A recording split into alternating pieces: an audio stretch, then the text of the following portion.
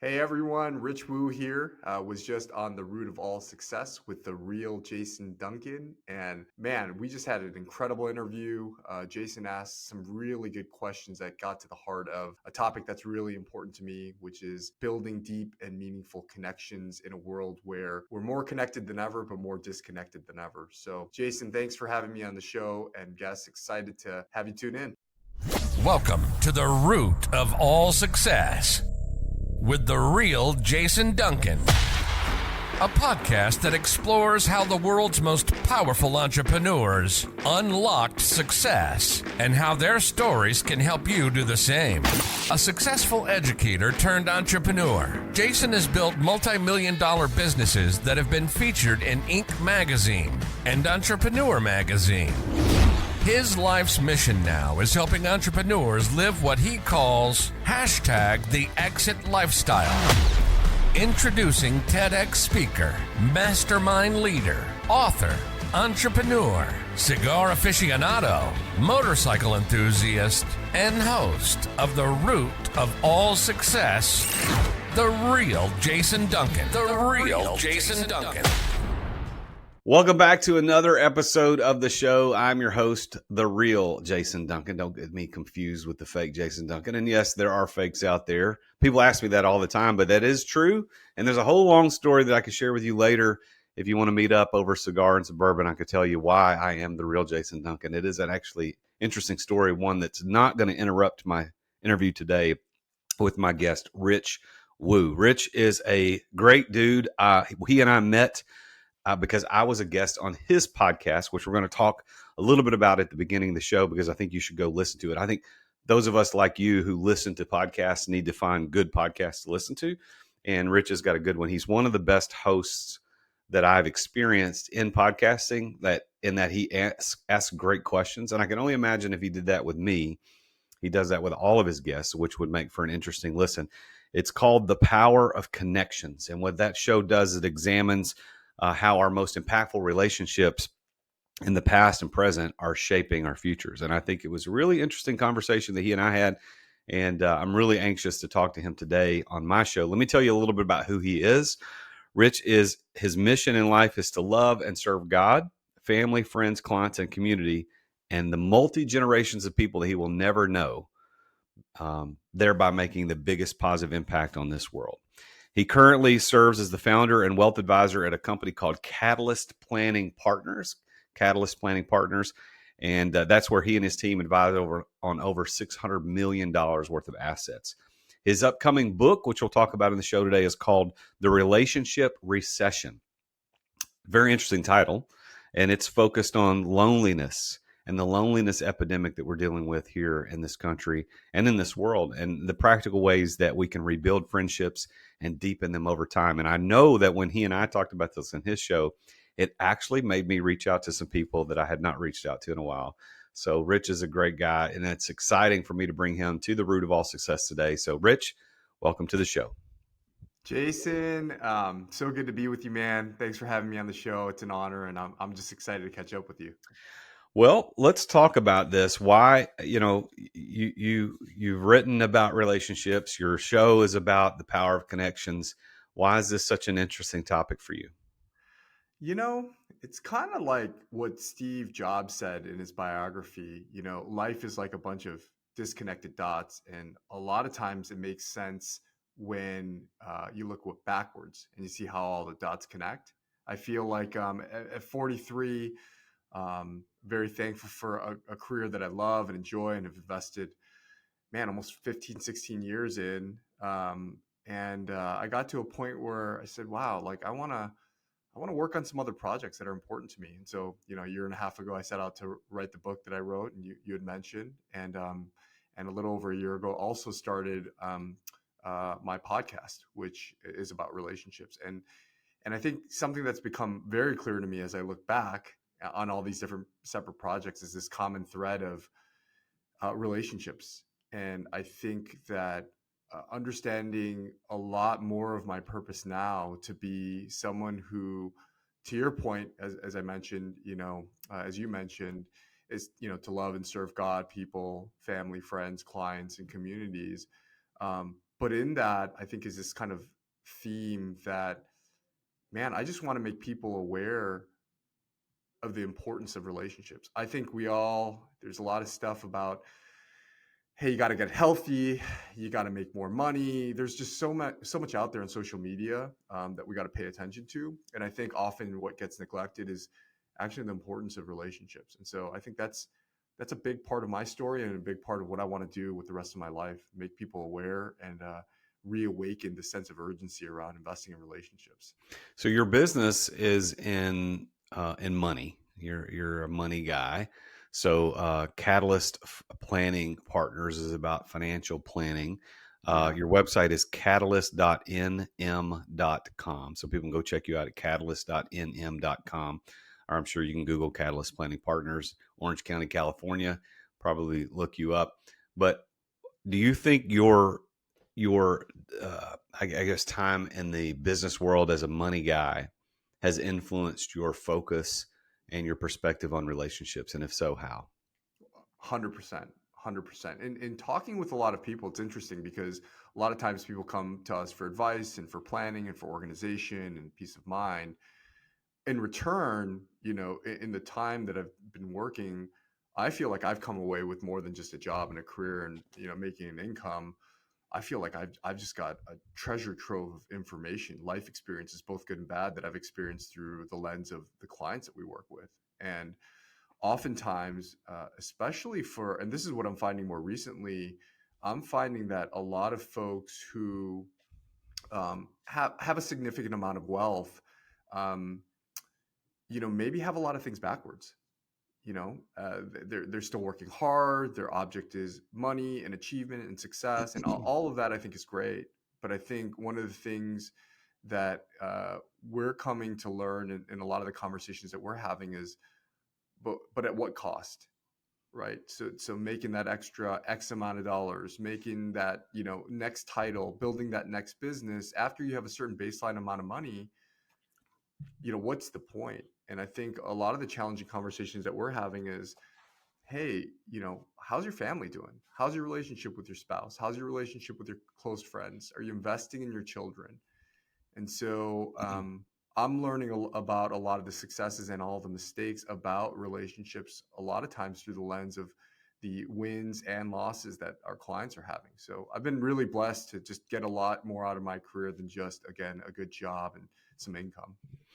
So you asked the question, or you didn't really ask a question, but you used this phrase, and it made me think of a question: is cost. Like, it ends up costing us more than we're willing to pay. Yeah, So success, which this show is all about, does in fact end up costing people a lot more than they would have ordinarily wanted to pay, but they didn't think about it until it's too that's late. right. So what does it cost? So I think your question is pretty introspective, even though you may not have thought about going that deep with it. But what does it cost to pursue things when we leave out relationships, when we forget that there are people around us that are much more important than the money and the fame and the recognition and the likes and the followers that we're seeking? What does it cost? Have you thought about that? Really good question, Jason. That's actually the premise of the book that I wrote, The Relationship Recession. So a lot of it's built off of a 1938 study that was done by Harvard. It's actually the longest longitudinal study that's out there. And it was examining why, happiness and longevity and what determines that. And there's a lot of different factors, but the number one thing that they found in that study, after tracking 800 people over 90 years, actually the guy who started the study isn't alive. They had to replace him because he passed away because the study was so long. And what they found was that deep, meaningful connections kept people living happy and long lives. I forget exactly the stat, but there was something to the extent of people who had twice the amount of connections as kind of the average person ended up living like 20 years longer and, quite frankly, happier lives in their lifespan. And so that tells us relationships are so vitally important. And yet, if you look at the stats now, more than 50% of Americans report to being dissatisfied with the level of their relationships. 57% of Americans when surveyed, say they feel lonely some or most of the time. And so if we know that relationships are so critical, and yet the stats are showing us that we're not really investing in them, something needs to change. So that to me is pointing to a big problem. I think a lot of people know how to make money. I think a lot of people know that they have to build their careers. I don't know if a lot of people are thinking about their relationships in that way and placing importance on it. So if we do try to pose an answer to that introspective question, what is the cost of relationships, or what is the cost of not having relationships? It could be in that study 20 years. And what's a year worth? I mean, if you're at the end of your life, a year is worth a lot more than if you're in the middle of your life, or especially if you're at the beginning. I mean, what does a 6-year-old think about a year? Nothing. It doesn't mean anything to them. It doesn't have any meaning whatsoever. But if Hmm. you're 86 years old or 96 years old, what is a year worth? It's a lot. So relationships, if that study, as you are talking about that study reveals that building deep and meaningful relationships actually give you the thing that's most valuable, and that's time. Isn't that interesting? That's right. That's right. Yeah, that's a good point. And I would also add, it's not just the time, because you can have a lot of time, but if you're miserable in it, what's the point, That's right? true. It's also paired with enjoying that time, right? If I'm 66 and you told me, hey, I've got another extra 20 years, but I'm estranged from my spouse, don't have any friends, my kids don't like me, no one wants to be around me, what's the point? Right? So you just sit and look at a pile of money in the corner of your house, or look at your statements. I mean, I don't know how many people say, yeah, that alone brings me joy. Don't need to hang out with anybody. I just it makes me think too. Like I was talking to someone who works at a family office for a billionaire, and he was telling me this person, private jets, has everything that he could ever imagine. Unhappy, broken household, rift with his kids, doesn't know who he can trust, doesn't have friends that he can confide in. Because it's like when you have that level of money too, you're always wondering, like, do people want to be friends with me for me? He's not happy. And yet the world would look from the outside and say, man, this guy's got everything. What do you mean you're not happy? But I would argue in part that, man, he's just, I think, the relationship part's disconnected. And so it doesn't matter how much money you got. Do you know? Have you ever heard of the author Johann Hari? I've heard of him. So he wrote a book called Lost Connections. Hmm. I read it years ago, and something you're talking about here just made me think of his book, and it might be a book that other people want to look at, because your book is the power, or your podcast is the power of connections, and then you got the relationship recession is the name of the book. But in his book, Lost Connections, his premise is that, after doing a study, is that depression is really a result of lost connections with people. Hmm. And it can't be treated, and this is his perspective, it can't be treated with drugs or narcotics, or what are Mm. those SSRIs, that depression can't effectively be treated that way. It's just treating the symptoms, but the real cause of depression, according to him, is lost connections. And I think what you're talking about here, and if we're proposing the question, what's the cost of relationships and what's the benefit of relationships, is that if you're experiencing depression, anxiety, it could be you just don't have enough deep, meaningful connections and relationships in your life. So if that's the case, Rich, what is your experience, and what is your advice on how we could deepen those relationships and reconnect with people in a way that's helpful and healthy for us? Yeah, that's a really good question. I think I talk about this in my book, but I think it depends on what stage you're at. So I find that people are in one of three stages. Either one, they're just at a place where they have a mental block. So they know that relationships aren't right, but they're not even in a state where they're open. So I think step one is to just get into a mental, headspace to say, hey, I want to be open again.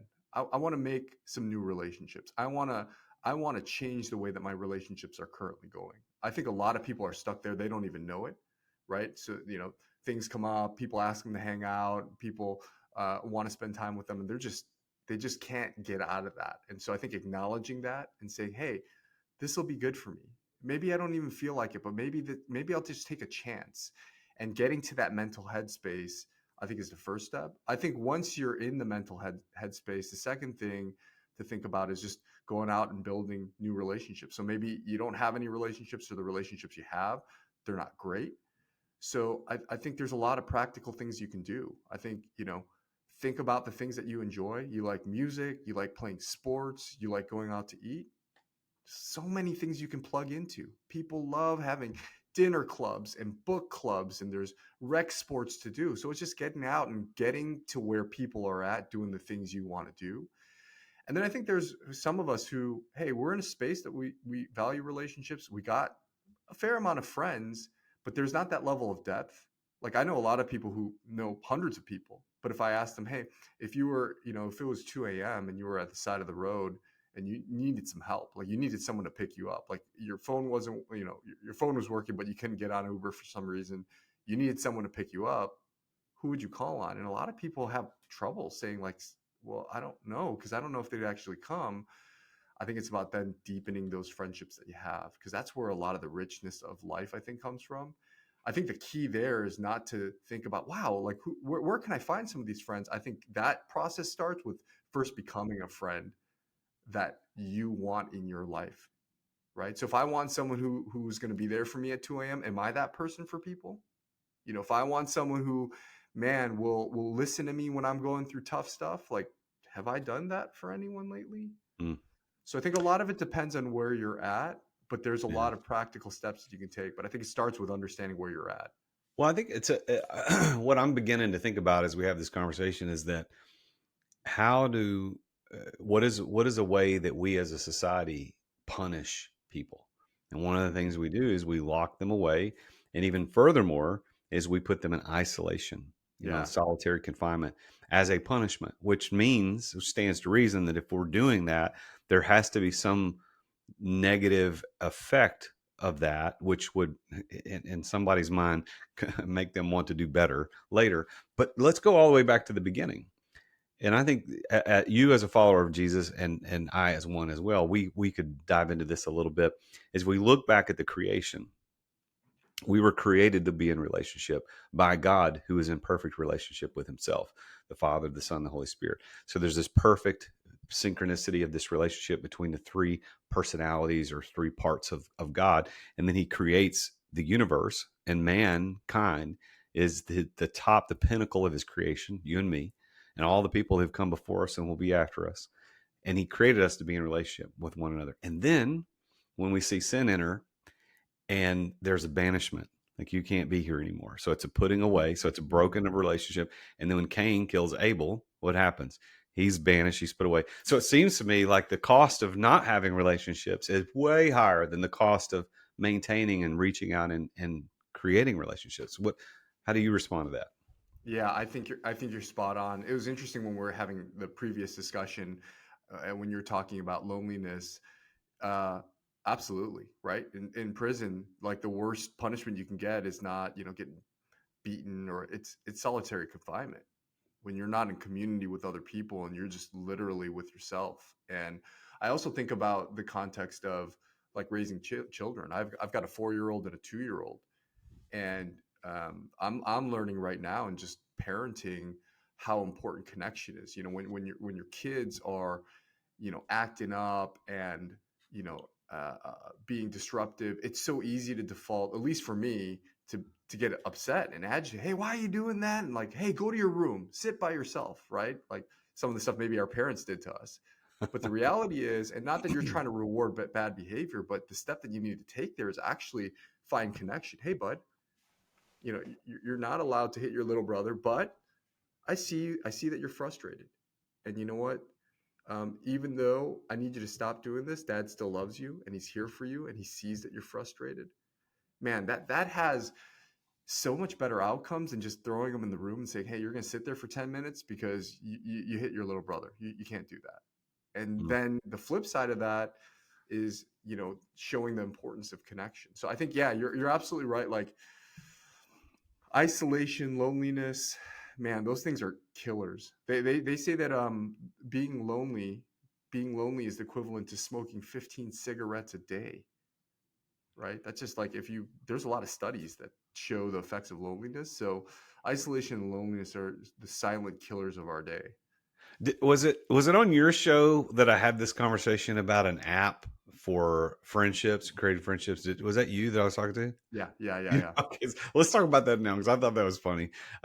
Is that we've got Bumble and Tinder and the bad ones and eHarmony and all these places to connect people for romantic relationships. Yeah.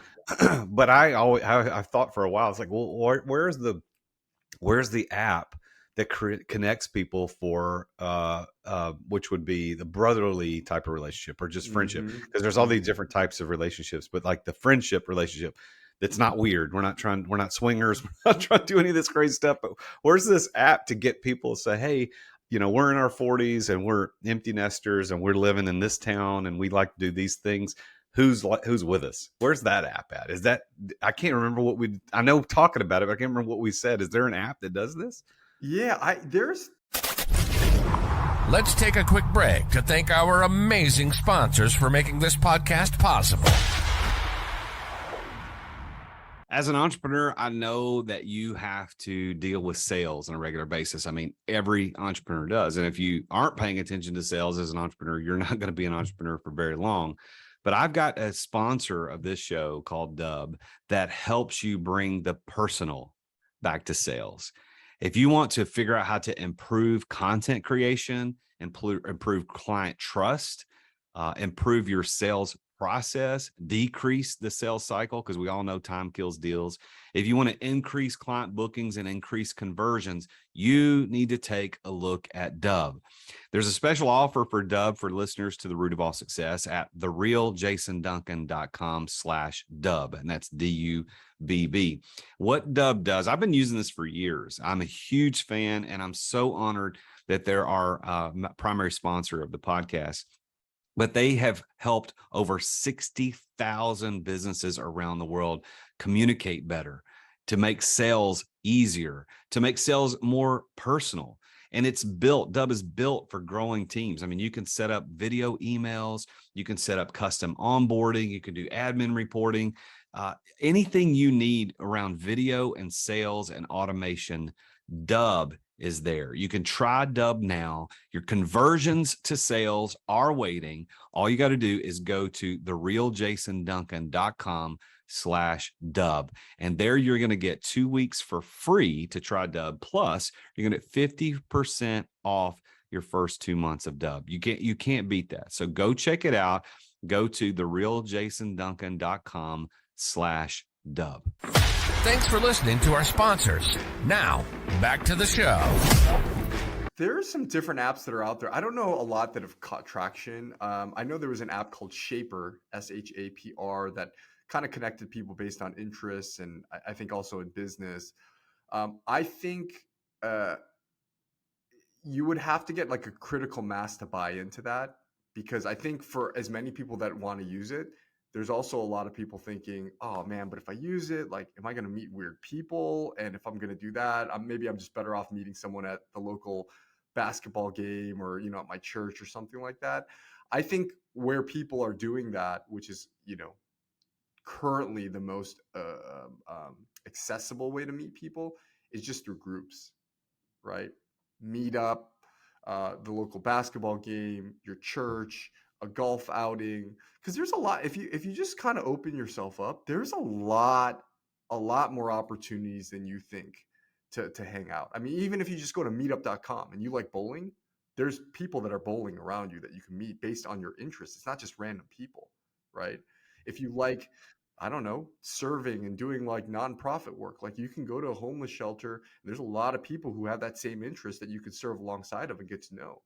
So I think that's that accessibility maybe is diminishing the need for that sort of app. But you're right; it would be a lot easier if we could go, hey, I like to golf, I like to smoke cigars, I don't smoke cigars, but you know what I'm saying? Like, I like to bowl and I like to serve. Man, who else likes to do that? Let's just like, instead of me having to go to a bunch of different places, let's just get to it and let's find people who have similar interests. That would be awesome. Maybe you should create it. I don't need any new things to do, but I think You only have I think 8 it's, projects you're working on, Jason. yeah, Let's it's come on. too much. But I think it would be interesting. I remember back, it's over a decade ago. I don't know, maybe 15 years ago. But I was at a stage in my life, both professionally, personally, financially. I didn't have a lot of close friends. As a matter of fact, I Mm, had really just one. My wife and I had one couple that we hung out with, but beyond that, nobody else. And we had a lot in common as a couple, but as individuals, like the husband and I, we were very good friends, and we loved one another, had lots of respect for each other, and always enjoyed one another's company. But we didn't have a ton in common. Like that, things I like to do, he didn't like to do, and vice versa. But I remember thinking at that time, going, man, God, I just really, could you send me a friend, like a friend who, not that he wasn't a friend, but like somebody that I can do stuff with. I like to ride motorcycles. I like smoking cigars. Like those are some things I like to do. I like to go camping. Um, where are those guys? And at that time, had we had this conversation and I was still in that mental headspace, I'd be like, heck yeah, I'm going to create the app because it'll help me.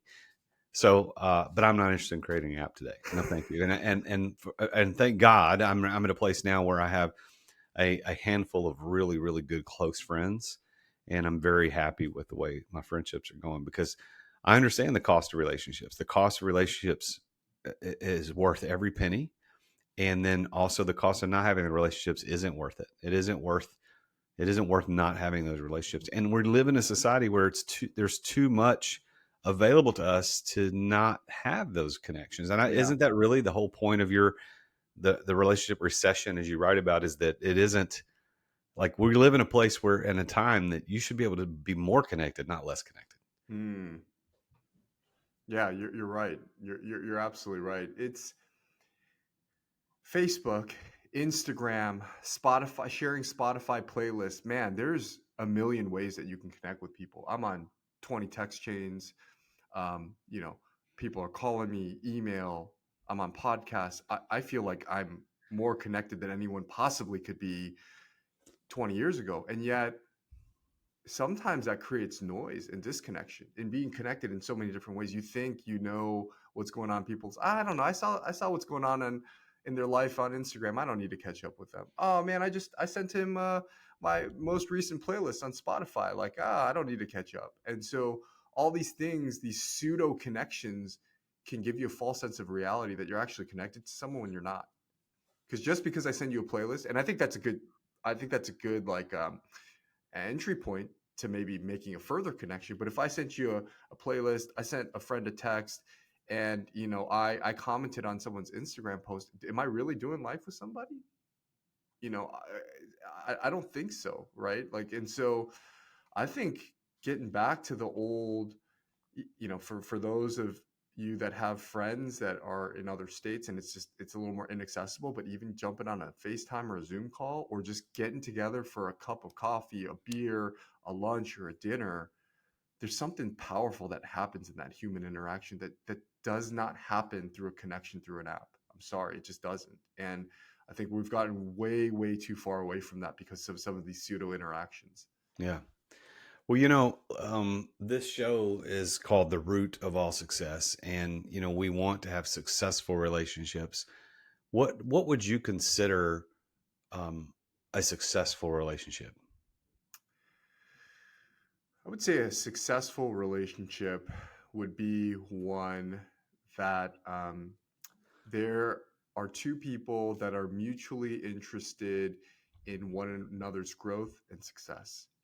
And so in every relationship, there's going to be some give and take, but we all know the ones that don't work out. It's the ones that you give a ton to, and there's nothing in return. It's just a take, take, take. We've also been, guilty of being the taker in that relationship where someone's, they're kind and they're generous and they're thinking about you, and all you do is just, yeah, give it to me, and you're not thinking about them. That there's no longevity in those relationships. I think the ones that grow to be deep and the ones that last a long time is where both people are thinking about the other person. How can I serve this person? How can I care for this person? How can I pray for this person? How can I show up in moments of pain? for this person. And so I think when there's that alignment, you got a successful relationship that's growing. That's a very interesting perspective, and I wrote that down because I think it's a good one. We tend to think about relationships being successful when there's mutual interests, where I like motorcycles, you like motorcycles. Hey, okay. Well, that it can help. But what you said was mutual interest in one another's success. So it's looking out for the benefit of the other person as much as they're looking out for the benefit of you. And I think then that explains if I just do a quick Rolodex of my relationships, the ones that work, it's when we have a mutual interest in one another's success, regardless Hmm. of our mutual interests. Isn't that Hmm. interesting? Yeah, that's absolutely right. In fact, some of my best friendships, we have some things in common, but it's not like we have all 20 of our, most important things that we're working on. They don't all align, right? Like he might Right. like basketball, I might like volleyball. He might like, Asian food, I might like barbecue. So doesn't all have to align, but I think if I care about this person, I'm thinking about this person, they're thinking about me. And hey, Rich was talking about his marriage and hey, I got this book that he should read. He texted to me. I'm thinking about he's trying to grow in his career, and I know a connection that can help him. I'm thinking, oh yeah, I got a good connection for him to get to the next spot in his career. That's the sort of interaction that I think that happens that creates longevity in a relationship. How would you define that word success just in general? What does that mean to Rich Wu? I think for me and for anyone else, I think if you understand what your purpose in life is and you're actively pursuing it and living in it, I think that's success, right? I think a lot of people think about money and career and achievement, and that's fine. That could be a part of your definition of success, but ultimately for me, and you mentioned this at the beginning of the podcast, my mission is to love and serve God, family, friends, client communities, and the multi generations of people I'll never see or meet. So I know when something's not working, I feel disconnected, disjointed. Typically, it's because I'm not doing that. It's because I'm not looking to the relationships that are important to me and investing in them and pouring into them and getting back from them. It's usually because I'm pursuing something else. So, by that definition of pursuing your life's purpose, actively pursuing that purpose, do you consider yourself to be a successful person? I say this with all humility. And again, this is not about money or achievement or accolades, but yes, because while not perfect, I feel like in an increasing manner, I'm focused on that more than ever. I'm committed to my relationship with God. I'm committed to my wife. I'm committed to my kids. I'm committed to my good friends, close relationships. And again, not perfect, and I got a lot of room to grow, but I'm going in that direction. I'm going that direction, and I feel yes, based on that, yeah, I'm living a great life based on that definition. So, you are a businessman who works in the money sector, helping people plan. Um, I'm sure entrepreneurs are part of who you're working with on a pretty regular basis. So, what is your best piece of advice for entrepreneurs out there? The best piece of advice I would give to folks with regards to kind of money and in relation to the work that I do, I think you got to get clear on what you want out of life before just before you go. I just read a book by a guy named Bill Perkins. It's called Die with Zero. The book is actually very different than what the title suggests, right? The title suggests die with zero, recklessly spend your money, you could die tomorrow. It's actually not that at all. The premise of the book is that if you've got, a sum of money left at the end of your life, probably made a mistake in one of three ways. One, you could have given more of it away to the things that are important and the people that are important to you while you were alive, right? Point in case, like if I care about people dying in another country and am I going to wait 30 years to get, I mean, they're dying right now. So maybe you should give it to them right now. Right. Number two, he talks about, if you have money left over, you probably didn't experience enough. There's a lot of people who are just like, oh man, I got to hold on to this money and like I can't let it go. And especially for folks that will have a lot of money at the end of their life, they kind of defer things, like enjoy a lifestyle. And again, it doesn't mean frivolously spend money, but like enjoy it. Or three, you probably work too hard. I meet so many successful entrepreneurs. They're in their 50s. They've already made way more money than they can ever spend in their lifetime. And yet they're still working. And part of that is because of habit. They just kind of always worked. Part of that is just not like a lack of examination of their life. Like, wait a second, I'm 50. I already have enough. My kids are still in the house, but I got to make another 5, 10, $20 million. Like, how does that make sense? Maybe I'm working 80 hours a week. Maybe I should scale back, and I should actually spend more time with my family and the things that I enjoy before it's, quite frankly, too late.